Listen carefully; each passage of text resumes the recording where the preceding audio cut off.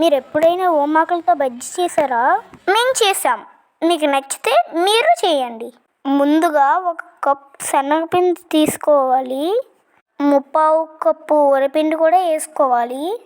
సరిపడ్డ salt కూడా వేసుకోవాలి. కొద్దిగా కారం యాడ్ చేసుకోవాలి. కొద్దిగా అందులో జీలకర్ర పొడి కూడా యాడ్ చేసుకోండి. ఇవన్నీ చాలా బాగా కలిసేలా కలపండి. తర్వాత వాటర్ వేసి జారుగా కలుపుకోండి. ఇప్పుడు స్టవ్ వెలిగించి కళాయి పెట్టి మనం వేసిన బజ్జీ మునిగేటట్టు ఆయిల్ వేసి బాగా మరిగించాలి. ఇప్పుడు ఓమాకుల్ని మిక్స్ చేసిన పిండిలో ముంచి అది నూనెలో వేసి బాగా వేపాలి. ఆ బజ్జీ కాలినంత వరకు అలా అటు ఇటు తిప్పుకోవాలి. ఇప్పుడు వేడి వేడి బజ్జీలు రెడీ. మీకు కూడా ఈ బజ్జీలు నచ్చితే ట్రై చేయండి.